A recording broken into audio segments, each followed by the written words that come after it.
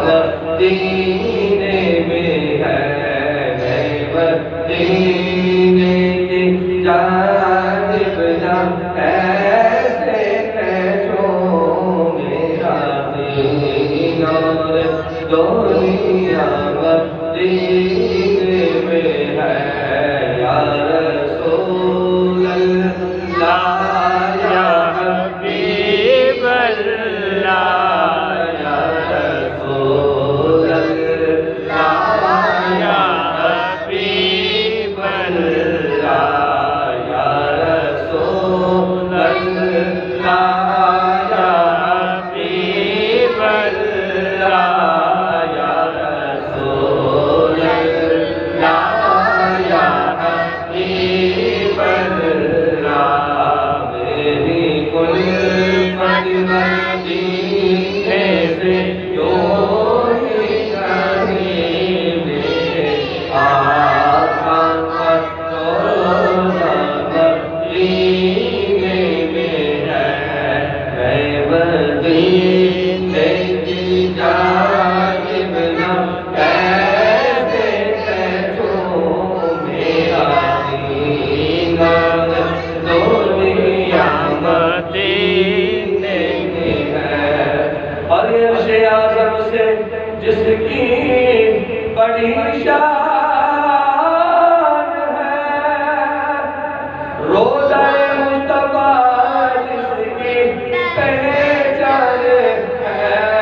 روضہ مصطفیٰ جس کی پہچان ہے جس کا ہم بلا ہو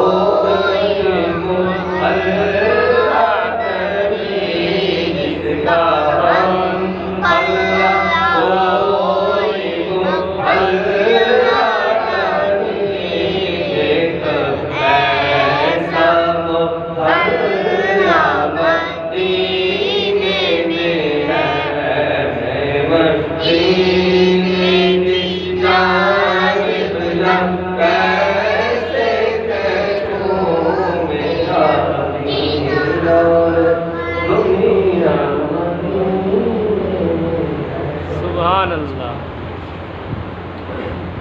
اللہ تعالیٰ جل جلالہ کو سنا کے بعد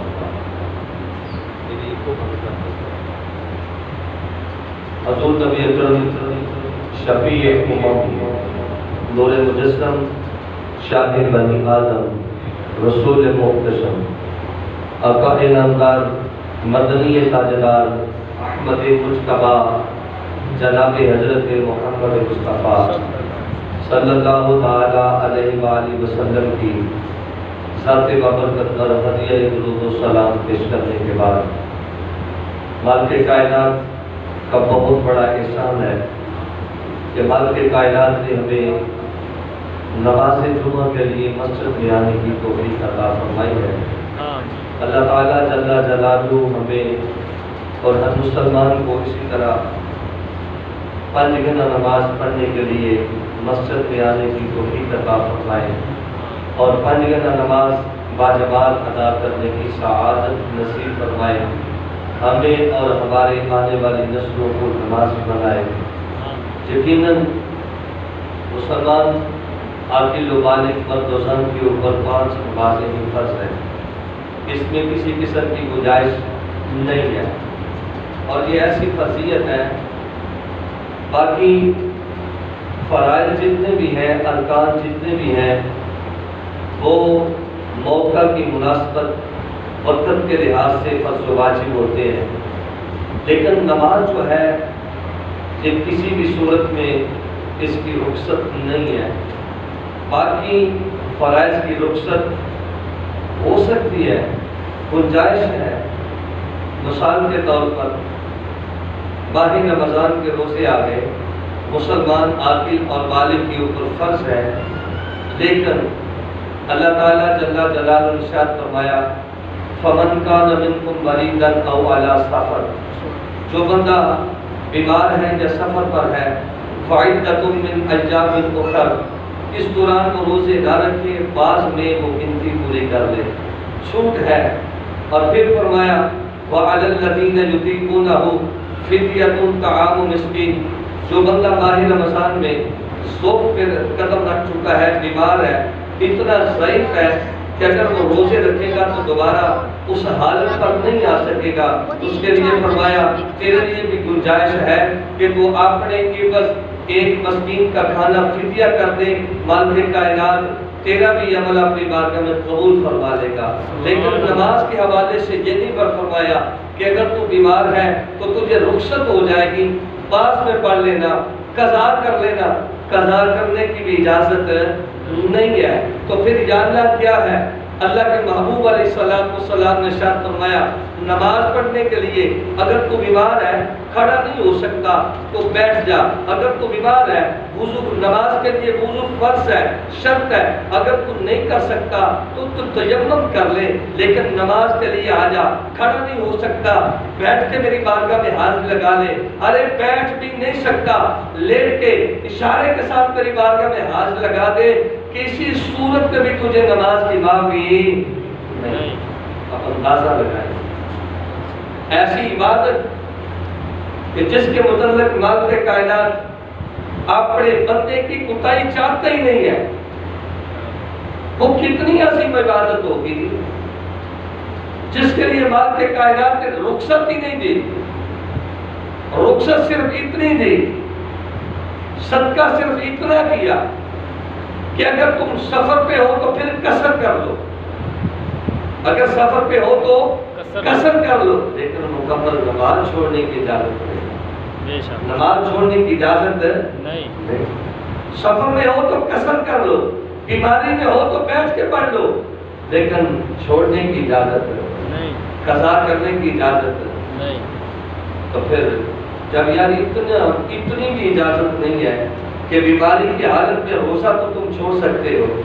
سفر کی حالت میں روزہ تو تم چھوڑ سکتے ہو، پیسے نہیں ہے حج کرنا تو کر سکتے ہو، پیسے نہیں ہے زکوٰۃ تمہارے اوپر نہیں ہے، لیکن نماز تو ایسی چیز ہے کہ کسی صورت میں بھی معافی نہیں۔ عاقل بالغ سمجھدار مرد و زن کے لیے کسی صورت میں بھی نماز کی معافی نہیں، مسلمان کے لیے نماز کی معافی۔ تو یہ کیسی مسلمانی ہے ہماری، ہم ایمان کا دعویٰ بھی کریں، مسلمان ہونے کا دعویٰ بھی کریں، اور ادھر اذان ہو رہی ہو تو ہم اپنے کام کاج میں مصروف رہیں، اپنے کھیل اور اپنے شغل میں مصروف رہیں، تو پھر بھی ہم کہیں ہمارے جیسا مسلمان ہی ہو، تو خدا نہ ہمیں نمازیں پڑھنی ہوگی، 5 نمازیں ہمیں اپنا جو ہے وہ کام بنانا ہوگا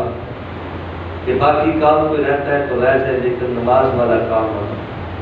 نہیں رہنا چاہیے۔ آپ نے رب کی بارگاہ میں 5 وقت کی حاضری ضرور لگنی چاہیے، 5 وقت مالک کائنات کی بارگاہ میں دستک دینی ہوگی، اور کھڑے ہو کے کہنا ہوگا یا اللہ میں تیری بارگاہ میں حاضر ہوں، یا اللہ میں حاضر ہوں۔ تو پھر کیا ہوتا ہے جب بندہ حاضری دیتا ہے، نماز کمپلیٹ ہوتی ہے، تو مالک کائنات کی بارگاہ میں پھر آخر میں دعا کرتا ہے یا اللہ مجھے معاف کر، مجھے بخش دے، مجھے نمازی بنا دے، میری اولاد کو نمازی بنا دے، مجھے بھی بخش دے اور کائنات کے سارے مومنوں کو بخش دے۔ تو پھر اندازہ کرو کہ مالک کائنات اس کی بخشش نہیں فرمائے گا، مالک کائنات اس کے لیے آسانیاں نہیں فرمائے گا۔ چلے میں اپنی گفتگو کی طرف آتا ہوں۔ ہماری آج کی گفتگو کا جو موضوع ہے وہ مدینہ شریف کی حاضری، سبحان اللہ، اور مدینہ شریف سے واپسی۔ یہ اس لیے میں نے موضوع چنا ہے چونکہ حاجی صاحبان حج کے تمام ارکان کو مکمل کر کے مکہ المکرمہ میں حج مکمل کر کے وہ ساری عبادات کر کے جو حج کے ساتھ منسوب ہیں، وہ تمام ارکان پورے کر کے جو حج کرنے میں شرط ہے ان کو مکمل کر کے وہ اب حضور علیہ السلام کی بارگاہ میں حاضر و موجود ہے۔ اور حضور علیہ السلام کی بارگاہ وہ ہے جس بارگاہ میں جانے کا مالک کائنات حکم دیتا ہے، اور جس بارگاہ میں جا کے دعا کرنے پر توبہ کی قبولیت کی مالک کائنات گارنٹی دیتا ہے۔ تم نے حج کیا، حجر اسود کا بوسہ لیا، چائے زمزم پیا، صفا و مروہ کی سعی کی، مقام ابراہیم پر نفل پڑے، میدان عرفات میں وقوف کیا، مزدلفہ میں گئے، وادی منا میں حاضری دے کر اپنے جانوروں کو قربان کیا، رمی و جمار کیا، سارا کچھ کیا، حلق کیا، طواف زیارت کیا، طواف زیارت کے بعد آپ فارغ ہیں، سارا کچھ کیا۔ یہ سارے عمل اللہ تعالیٰ جل جلالہ کے پسندیدہ عمل ہے۔ ان تمام اعمال پر بندے کے گناہ معاف ہوتے ہیں، نیکیاں ملتی ہیں، لیکن یہ گارنٹی نہیں ملتی کہ تیرا حج قبول ہو گیا کہ نہیں ہوا، تیری بخشش ہوئی کہ نہیں ہوئی۔ لیکن یہ بارگاہ وہ ہے، مدینہ الرسول میں حضور علیہ السلام کی بارگاہ وہ بارگاہ ہے جس بارگاہ میں حاضر ہو کہ تم اپنے گناہوں کے لیے توبہ کرتے ہو، تم اپنے گناہوں کے لیے استغفار کرتے ہو، تو پھر رسول اللہ صلی اللہ تعالیٰ علیہ وسلم تمہارے توبہ کی اصرار پر اور جو تم وسیلہ مصطفیٰ دیتے ہو اس اصرار پر مالک کائنات کی بارگاہ میں خود تمہارے محبوب تمہارے رسول اللہ کی بارگاہ میں سفارش کرتے ہیں کہ یا اللہ اس کو بخش دے، یا اللہ یہ میری بارگاہ میں آیا ہے اس کو بخش دے، یا اللہ یہ توبہ کی امید لے کر آیا ہے، توبہ کی قبولیت کی امید لے کر آیا ہے، یہ گناہوں کی بخشش کی امید لے کر آیا ہے، یا اللہ یہ آپ کے اوپر رحمت کی امید لے کر آیا، اس کو بخش۔ تو پھر کیا ہوتا ہے؟ مالک کائنات فرماتا ہے جب میرا محبوب کہہ دیتا ہے تو پھر میں بخش دیتا ہوں۔ سبحان اللہ، یہ وہ بارگاہ مصطفیٰ ہے۔ حج مکمل ہوا، حج کے ارکان مکمل ہو گئے۔ اب کچھ تو لوگ ایسے ہیں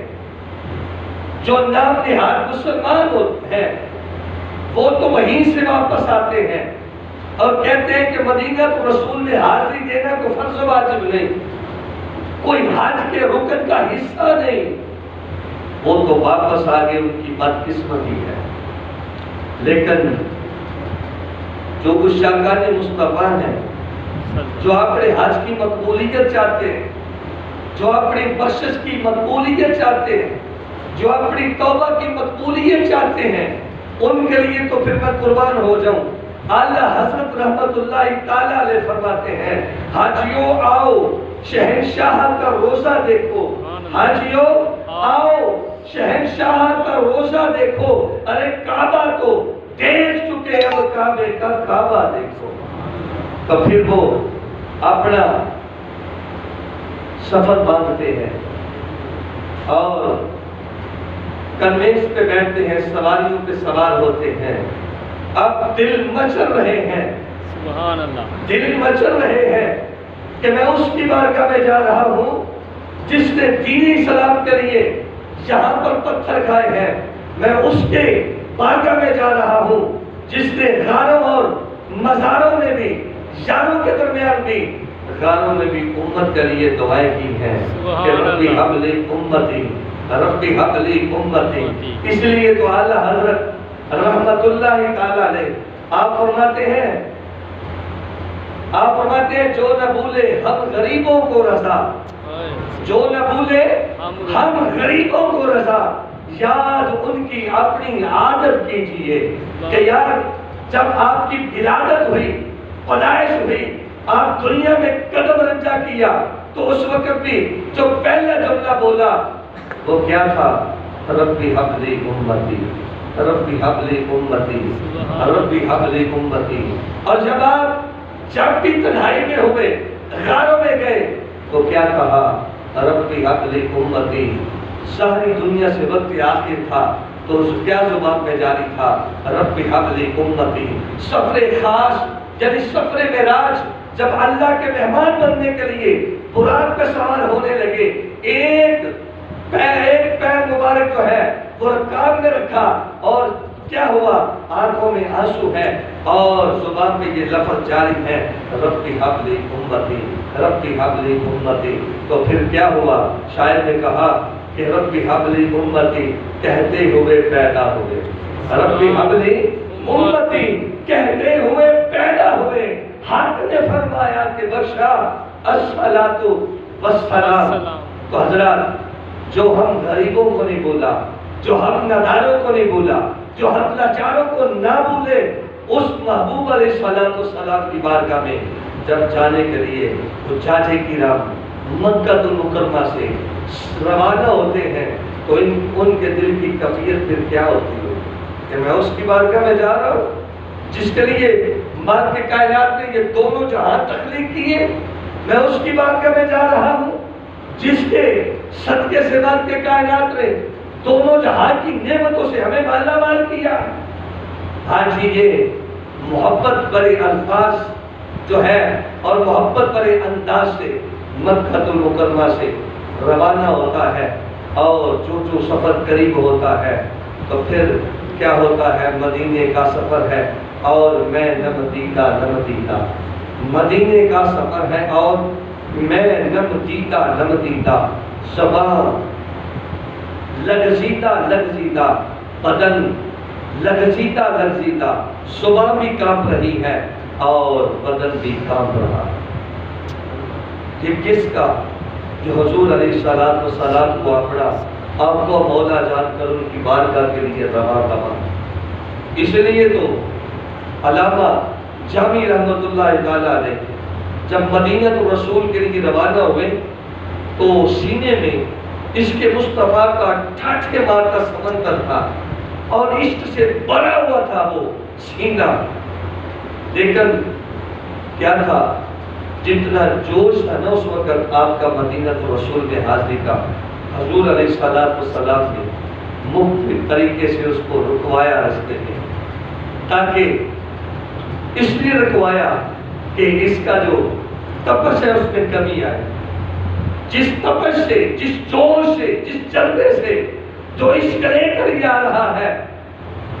اس گورنر سے جس کی خواب میں بار بار آ کے میرے محبوب فرما رہے تھے کہ جامی کو روکو،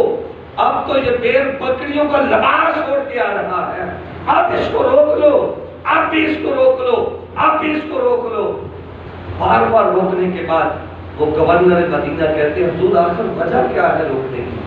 وہ تمہارا عاشق ہے، کبھی کسی حلیے میں مدینے میں داخل ہونا چاہتا ہے، کبھی کسی حلیے میں آپ کی بارگاہ میں آنا چاہتا ہے، لیکن آپ بار بار مجھے کہہ کے رکوا رہے ہیں، اس کی وجہ کیا ہے میرے محبوب؟ تو میرے محبوب علیہ السلام نے ارشاد فرمایا، اے گورنر مدینہ، جس جوش سے، جس جذبے سے، جس عشق سے وہ آ رہا ہے، اگر وہ اسی طرح مدینے میں آ جاتا تو مجھ محمد کو اپنی قبر انور سے باہر نکل کر اس کا استقبال کرنا، یہ اس کا عشق کا تقاضا تھا۔ تو جب شاکان مصطفیٰ مدینہ رسول میں حاضری دیتے ہیں، ان کی کیفیت کیا ہوگی یہ تو ان کا عشق ہی بتائے گا، یہ تو ان کا عشق ہی بتاتا ہے کہ حضور علیہ السلام کی بارگاہ میں جب ہم مکے سے مدینہ گئے، ہم تو اپنی کیفیت بتا رہے ہیں، مدینے میں گئے تو مختلف حضور علیہ السلام کی شان کے حوالے سے احادیثیں تھی، آپ کی عظمت کے حوالے سے احادیثیں اور اشعار ہماری زبان پر جاری تھے اور پڑھتے جاتے تھے کہ سرور کا ہوں کہ مالک ہو، مولا کہوں تجھے، سبحان اللہ، سرور کہوں کہ مالک ہو، مولا کہوں تجھے، باغ خلیل کا گلے زیبا کہوں تجھے، تیرے تو وصف عیب تلاہی سے ہے بری، تیرے تو وصف عیب تلاہی سے ہے بری، اے میرے شاہ بتا کیا کہوں، کیا کیا کہوں تجھے۔ اعلیٰ حضرت رحمت اللہ تعالیٰ علیہ آپ نے کمال کر کے رکھ دیا۔ آپ جب بندہ پھر مدینہ رسول میں پہنچتا ہے تو اس کے لیے جو میرے محبوب علیہ السلام نے خوشخبریاں دی ہیں وہ کیا ہے؟ میرے محبوب علیہ السلام نے ارشاد فرمایا، جو مکہ المکرمہ میں حج کرنے کے بعد میرے دربار پہ آیا، سرکار دو عالم صلی اللہ علیہ وسلم نے ارشاد فرمایا، جو بندہ میرے مزار پہ آیا، جس نے میری قبر کی زیارت کی، میرے محبوب علیہ السلام نے ارشاد فرمایا اس کی شفاعت کرنا میرے اوپر واجب ہو گئی، اس کی شفاعت کرنا میرے اوپر واجب ہو گئی۔ کل قیامت کا دن ہوگا، وہ اپنے اعمال کی وجہ سے جب پھنس جائے گا تو میں اس کا محبوب، میں اس کا نبی اور اس کا رسول سامنے کھڑا ہوں گا اور اس کو ڈھونڈ رہا ہوں گا، اور اس کو ڈھونڈنے کے بعد میں شفاعت کروں گا، یا مالک کا مولا یہ تو میرا وہ امتی ہے جو میری قبر کی زیارت کی نیت سے آیا تھا، جس نے میرے مزار کی، میری قبر کی، میرے روزے کی زیارت کی تھی، یا مالک کا مولا اس کی بخشش فرما دے، یا مالک کا مولا اس کی بخشش فرما دے۔ تو میرے محبوب علیہ السلام نے ارشاد فرمایا من زار قبرہ وجبت لہ شفاء، من زار قبرہ حل لہ شفاء۔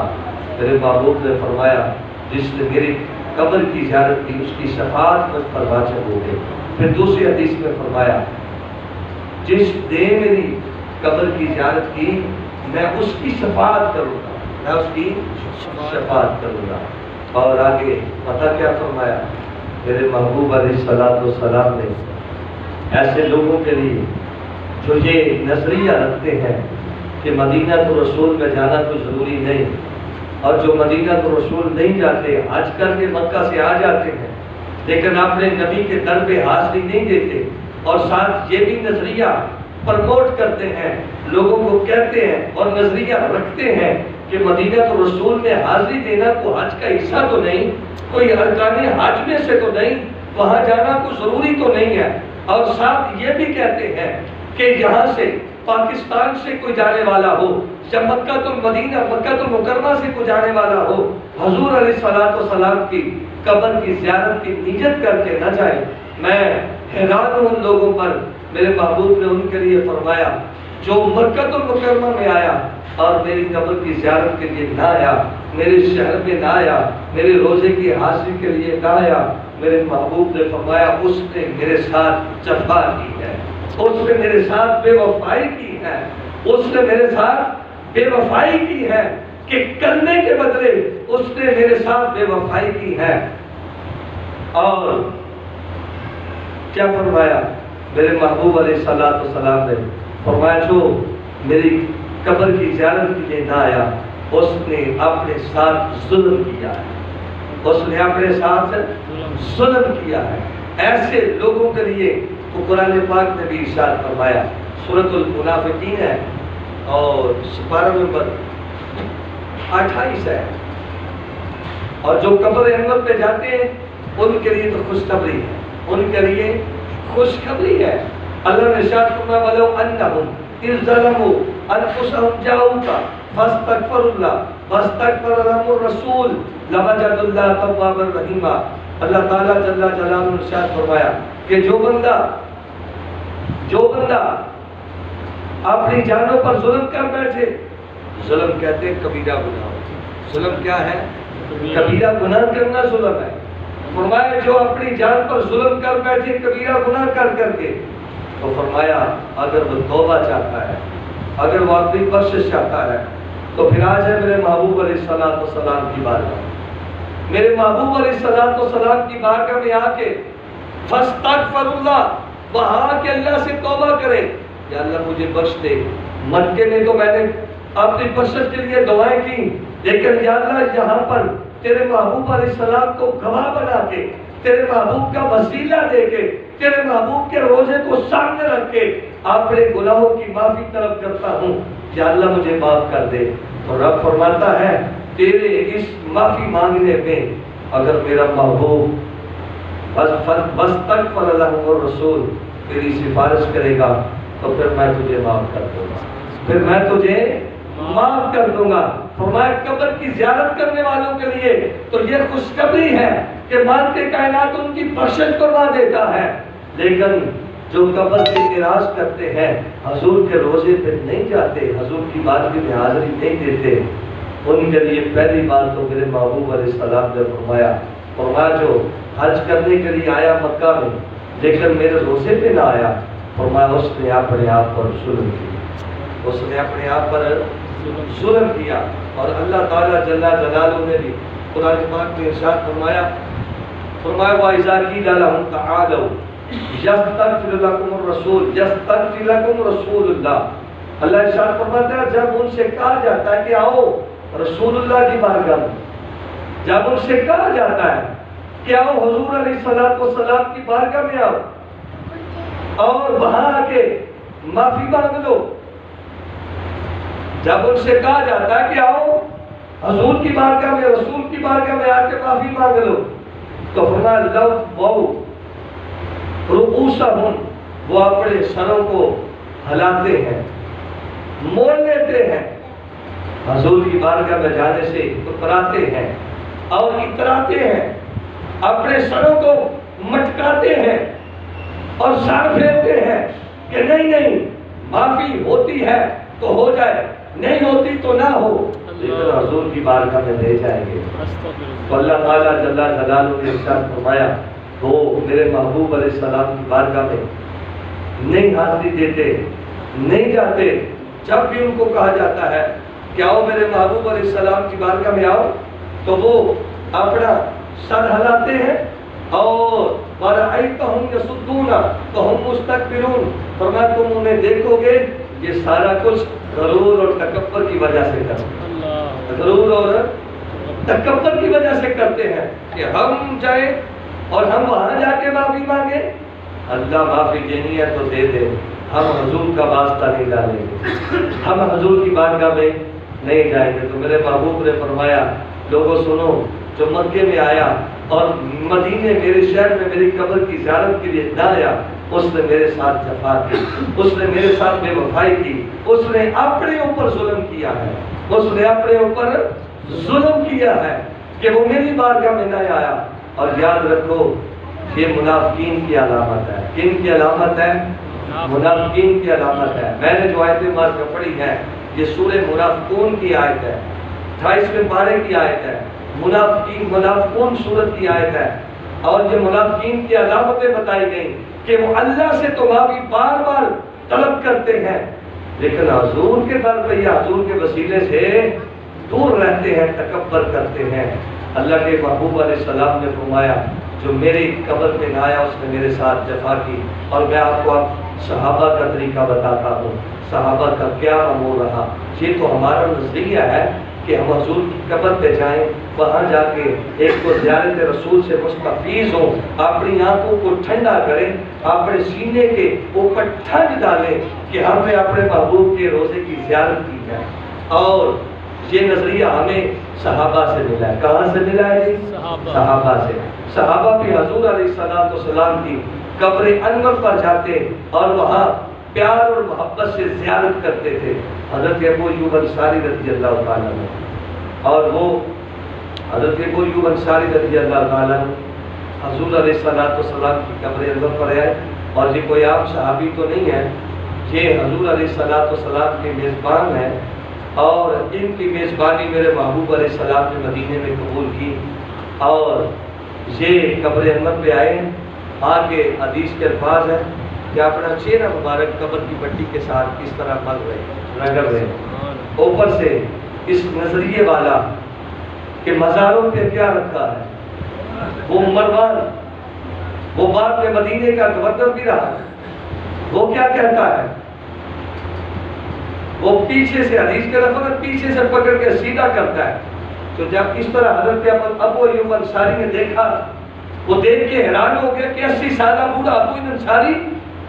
ابو ایوب ہے یہ تو۔ ساتھ کہتا ہے تم صحابی ہو، تمہیں پتہ ہے تم کیا کر رہے ہو، تم کیا کر رہے ہو، ایک قبر کے ساتھ اتنی عقیدت کر رہے ہو، اپنے چہرے کو بار بار مس کر رہے ہو، اپنی آنکھوں کو قبر کی مٹی کے ساتھ رگڑ رہے ہو، اپنے چہرے کو رگڑ رہے ہو۔ اور میں قربان ہو جاؤں محبت مصطفیٰ پر، عشق صحابہ پر، وہ کیا کہتے ہیں، وہ اس طرح چہرہ پھیر کے کہتے ہیں اے بدبخت، پتہ میں کہاں آیا ہوں، میں اپنے محبوب علیہ السلام کی قبر اور رسول کریم صلی اللہ علیہ وسلم کے پاس آیا ہوں، میں کسی مٹی کے پاس نہیں آیا، میں کسی پتھر کے پاس نہیں آیا ہوں، میں اپنے محبوب کے پاس آیا ہوں، اور میں ان کو سنا رہا ہوں، وہ میری سنتے بھی ہیں اور مجھے جواب بھی دیتے ہیں۔ سبحان اللہ. یہ ہے صحابہ کا نظریہ. اور حضور علیہ الصلوۃ والسلام کے دور کے بعد جو محدثین نے نظریہ دیا، تابعین اور تبع تابعین نے نظریہ دیا، اور حضور کے دور میں جو تابعین نے نظریہ دیا. حدیث پہ آتا ہے کہ بدو ایک عربی حضور علیہ السلام کی بارگاہ میں حاضر ہو گیا. حاضر ہو کے پتہ کیا کرتا ہے؟ دعا کر رہا ہے. اس طرح دعا کر رہا ہے، یا مالک مولا میری بخشش فرما دے، یا مالک مولا پتہ میں کہاں پر کھڑا ہوں، یا مالک مولا یہ جو ہمارے بڑے اور تیرے محبوب ہیں ان کی قبر پہ کھڑا ہوں، یا مالک مولا یہ جو ہمارے بڑے ہیں تیرے محبوب ہیں میں ان کی قبر پہ کھڑا ہوں. اور یا اللہ سن، ہمارے عرب میں یہ رواج ہے جب کوئی بڑا فوت ہو جاتا ہے، جب کوئی معتبر فوت ہوتا ہے تو پھر لوگ اس کی عقیدت کے لیے پتہ کیا کرتے ہیں؟ غلاموں کو لے کے اس کی قبر پہ جاتے ہیں، وہاں جا کے اس کی قبر پہ مخاطب ہو کے غلاموں کو آزاد کر دیتے ہیں کہ میں نے اس قبر کے صدقے سے اس غلام کو آزاد کیا. تو یا اللہ میں بھی اپنے بڑے اور تیرے محبوب کی قبر پہ کھڑا ہوں، یا اللہ اس قبر والے محبوب کے صدقے سے مجھے بھی جہنم سے آزاد کر دے. سبحان اللہ. یہ کون نظریہ دے رہا ہے؟ یہ صحابی ہمیں نظریہ دے رہے ہیں. لوگ کہتے ہیں قبروں پہ کیا رکھا ہے، مزاروں پہ کیا ہے. تمہیں کیا پتا مزاروں پہ کیا ہے؟ تمہیں تو رسول اللہ کے مزار پہ بلایا جائے تو تم بلو رؤوسہم لبو رؤوسہم اپنے سروں کو مٹکاتے ہو، کہتے ہو ہم جائے حضور کی بارگاہ میں. وَإِذَا قِيلَ لَهُمْ تَعَالَوْا إِلَىٰ مَا أَنزَلَ اللَّهُ وَإِلَى الرَّسُولِ، جب تمہیں بلایا جائے، کہا جائے آؤ محبوب کی بارگاہ میں، آؤ قرآن سے دیکھ لو، آؤ محبوب کی بارگاہ میں آ کے سن لو قرآن، تو تم وہاں بھی جانے سے کتراتے ہو. تم اور مزاروں پہ کیا جاؤ گے؟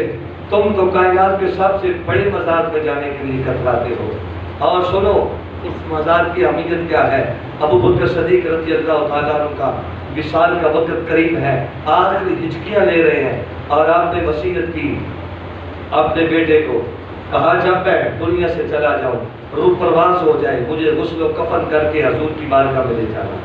دروازے کے باہر کھڑا ہو کے آواز دینا کہ حضور آپ کا غلام حاضر ہے، اندر آنا چاہتا ہے. اگر آواز آ گئی، دروازہ کھل گیا تو پھر مجھے حضور کے پہلو میں دفن کرنا. اگر جواب نہ آیا تو پھر مجھے مسلمانوں کے قبرستان جنت البقیع میں دفن کر دینا. یہ ہے مزار اقدس کی اہمیت جو سمجھتے ہیں، جو ساری زندگی زہر میں بھی ساتھ رہے، حضر و صبر میں بھی ساتھ رہے، اب قبر میں بھی ساتھ رہنا چاہتے ہیں. اندر سے آواز آئی. کیا آواز آئی جواب میں؟ کیا وہ حبیب کو حبیب کے ساتھ ملا.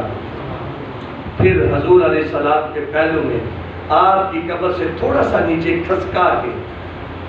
حضرت ابوبکر صدیق رضی اللہ تعالیٰ عنہ کی قبر بنا دی ہے. سبحان اللہ. آؤ دوسرے امیر المومنین عمر فاروق کی باری آئی تو آپ نے اپنے بیٹے سے وصیت کی کہ جب میں چلا جاؤں تو سیدہ عائشہ کے پاس چلے جانا. کہنا ہے اماں عائشہ صدیقہ میرے باپ کی یہ وصیت ہے،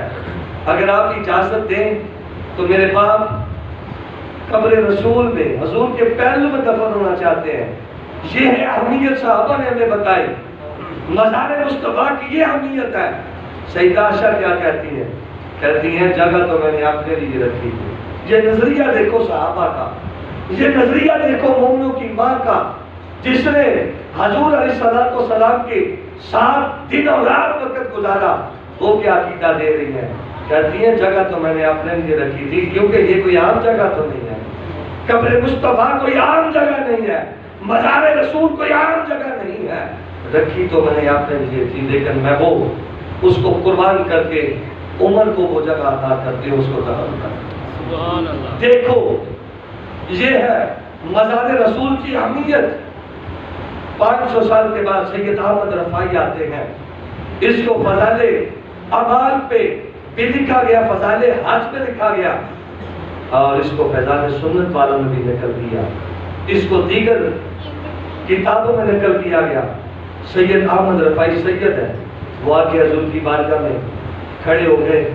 اور کیا التجا کر رہے ہیں. کہتے ہیں حضور یا رسول اللہ صلی اللہ علیہ وسلم جب نواسے نانوں کے گھر آتے ہیں تو نانے تو اٹھ کے بڑی محبت سے ملتے ہیں، یا رسول اللہ میں اتنی دیر تک چپ نہیں کروں گا، بیٹھو کریں جب تک آپ میرے ساتھ ہاتھ نہیں ملائیں گے۔ پھر مصنف لکھتا ہے، تاریخ دان لکھتا ہے کہ 70,000 لوگ وہاں اس وقت مدینہ رسول میں موجود تھے، میرے محبوب نے اپنی قبر سے ہاتھ مارے نکالا۔ سید احمد رفاعی رحمۃ اللہ تعالیٰ علیہ کے لیے ہاتھ مار نکالا، اور سید احمد رفاعی اپنے نواسے کے ساتھ ہاتھ ملا کے بتا دیا کہ یہ ہے مزار مصطفیٰ کی اہمیت۔ سبحان اللہ۔ اور پھر آج میں وہ آپ کو مختصر وقت میں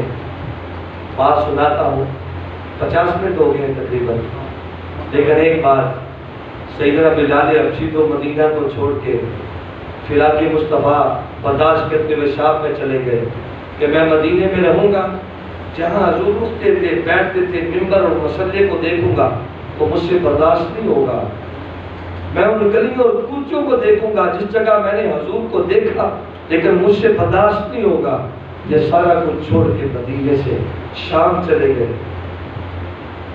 کچھ عرصے کے بعد حضور علیہ السلام خواب میں کہا، بلال ہم سے ناراض ہو، ایسی بھی جفا ہوتی ہے، تم کبھی ملنے بھی نہیں آئے۔ صبح اٹھے اور آپ نے تیاری کی، سفر مدینہ شروع ہوا، دل دھڑک رہا ہے، جسم کانپ رہا ہے، اور سوار ہو کے حضور علیہ السلام کی مدینے میں داخل ہے۔ مدینے میں داخل ہوئے تو ایک نے دیکھا، دوسرے نے دیکھا تو شور بپا ہو گیا، لوگوں کے دروازے کھٹکھٹائے گئے، گلیوں اور محلوں اور کوچوں میں اعلان کر دیا گیا کہ بلال آ گئے ہیں، مؤذن رسول مدینے میں آ گئے ہیں۔ عورتیں اور مرد جو ہے وہ جمع ہو گئے، شور بپا ہو گیا کہ حضور علیہ السلام کے مؤذن بلال آ گئے ہیں۔ حضور کے وصال کے بعد کبھی بلال کو دیکھا تو دیکھا، کبھی اذان سنی جو نہیں تھی، تڑپ رہے ہیں لوگ، جمع ہو گئے، جناب ایک ہجوم بن گیا۔ اب وہ انہوں نے کیا کیا، وہ سیدھے چلتے چلتے مسجد نبوی میں آئے، حضور علیہ السلام کی قبر انور پر حاضری دی۔ یہ تو بلال ہی جانتے ہیں کیفیت کیا تھی، اتنی دیر ہو گئی پچھڑے ہوئے، اور جب گئے تھے تو حضور کی صورت دیکھ کر گئے تھے، اب اتنے عرصے کے بعد آئے ہیں، حضور کی صورت دیکھنے کو نہیں مل رہی، قبر انور کے ساتھ لپٹ گئے ہیں۔ رو رو کے جب مسجد میں تشریف لائے، لوگوں نے اصرار کیا کہ حضور اذان پڑھے، اے مؤذن رسول اذان دے، ہم آپ کی آواز کو تڑپ گئے ہیں، یہ گلیاں اور کوچے آپ کی آواز کو تڑپ گئے ہیں، ترس گئے ہیں، اذان پڑھے، لیکن آپ کسی کے کہنے پر اذان نہیں پڑھ رہے۔ آخر حسنین کریمین کو گھر سے بلایا گیا، شبیر و شبر کو گھر سے بلایا گیا، امام حسن و حسین کو گھر سے بلایا گیا۔ آپ نے آ کے کہا، اے مؤذن رسول آپ اذان پڑھے۔ اب دیکھیں ساری دنیا یہ کہہ رہی ہے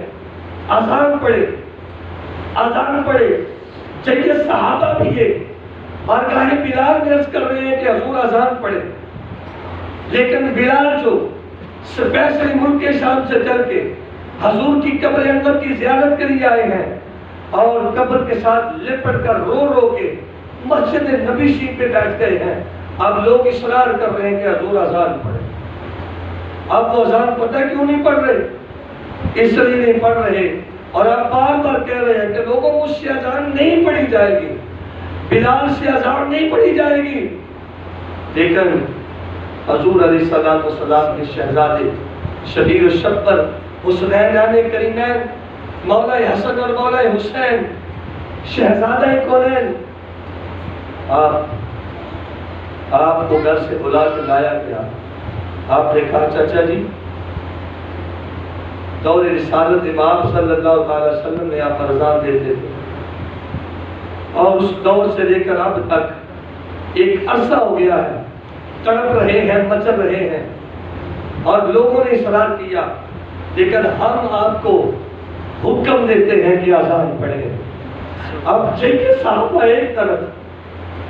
ان سے بڑے صحابہ ایک طرف، ان سے پہلے ایمان لانے والے صحابہ ایک طرف، بلال کسی کی نہیں سن رہے، اور ادھر شہزاد رسول جو ہیں وہ عرض نہیں کر رہے، حکمن کو کہہ رہے ہیں، لیکن بلال کو اب حکمن کھڑے ہونا پڑا، بات ماننی پڑی، اور اس تھڑے کے اوپر، اس منبر کے اوپر جہاں پر آپ کھڑے ہو کے اذان پڑھتے تھے، کھڑے ہوئے، اب اذان شروع ہوئی، جب اللہ اکبر کہا گیا، مدینہ بستی میں، مدینہ شہر میں آواز گونجی تو لوگوں کی چیخیں نکل گئیں، اتنی چیخیں نکلی، عورتیں دوسرے گھروں کے دروازے کھٹکھٹانے لگیں، چھتوں پہ چڑھ گئیں، اور ایک شور برپا ہو گیا کہ رسول اللہ صلی اللہ علیہ وسلم دوبارہ آ گئے ہیں، حضور دوبارہ آ گئے ہیں، حضور دوبارہ آ گئے ہیں دنیا میں۔ کیوں بھلا؟ اس لیے کہ کبھی بلال کی آواز دوبارہ سنی نہیں تھی، شور بچ گیا، گلیوں بازاروں میں دوڑے لگ گئی، لیکن بلال نے جب اشہد ان محمد رسول اللہ پر پہنچے تو آپ نے یہ لفظ پڑھتے ہوئے اس منبر اور اس مصلی کی طرف دیکھا، اس حجرے کی طرف دیکھا جہاں حضور تشریف فرما ہوتے تھے، حضور نظر نہیں آئے، اس کی ایسی چوٹ لگی، بلال حبشی کش کھا کے زمین پہ گر پڑے، بے ہوش ہو گئے، بے ہوش ہو گئے، ہوش آیا، پانی پلایا تو آپ نے کہا، میں نے کہا تھا نا مجھ سے اذان نہیں دی جائے گی، میں نے کہا تھا نا، دیکھ لیا نا آپ نے، میں نے کہا تو مجھ سے اذان نہ پڑھواؤ، مجھ سے اذان نہیں دی جائے گی۔ بلال حبشی رضی اللہ تعالیٰ عنہ بارگاہ مصطفیٰ میں حاضری دے کے دوبارہ اپنی سواری پہ سوار ہوتے ہیں، ان کے شام میں نکل کے دوبارہ کبھی مدینے میں نہیں آئے، کس لیے کہ مدینے میں آؤں گا تو پھر حضور علیہ السلام نظر نہیں آئیں گے۔ یہ ہے صحابہ کا عشق، وہ ان کے نزدیک دیکھو مزار رسول کی اہمیت کیا ہے، ان کے نزدیک دیکھو جن کو میدان کربلا میں جانے کے لیے مدینہ چھوڑنا پڑا، اپنے نانے کے روزے کو ودا کہنا پڑا، اس مولا حسین کو پوچھو جو قبر کے ساتھ لپٹ کے رو رہے ہیں اور کہہ رہے نانا جی آج آپ کے پاس آخری رات، آج کے بعد صبح ہوتے ہی میں آپ کے دین کی سربلندی کے لیے جا رہا ہوں۔ ان سے پوچھو مدینے کو چھوڑنا کیسا مشکل، اور ان سے پوچھو مدینہ تو رسول کی، مزار رسول کی اہمیت کیا۔ تو میں قربان ہو جاؤں، سفر حج کے بعد، ارکان حج کو ادا کرنے کے بعد اب حاجی مدینے میں رکے ہوئے ہیں، کچھ واپس آ رہے ہیں،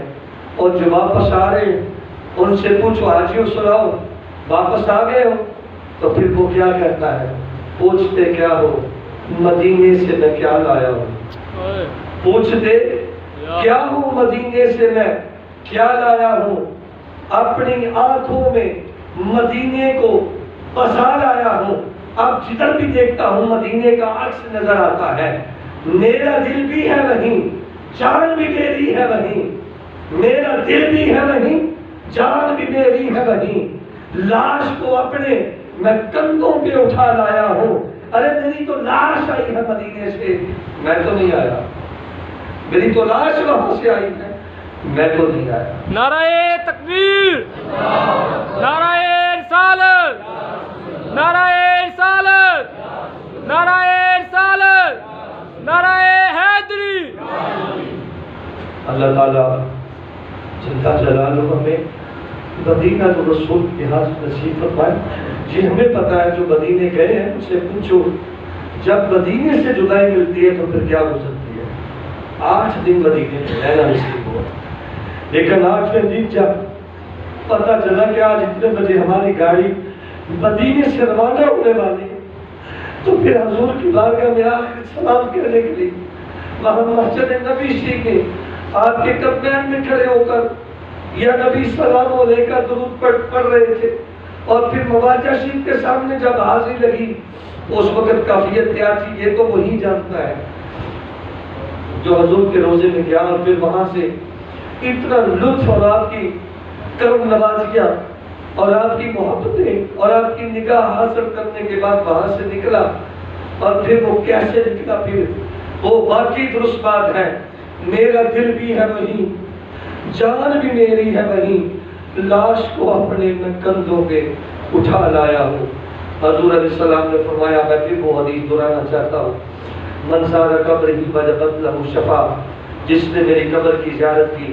اس کی شفاعت کرنا میرے اوپر واجب ہو گئی، اور جس نے میری قبر کی وجبت لہ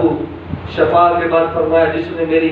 قبر کی زیارت کی اس پر جنت واجب ہو گئی۔ اللہ تعالیٰ جل جلالہ ہمیں حضور پر نور شافی کا منشور صلی اللہ علیہ وسلم سے در کی حاضر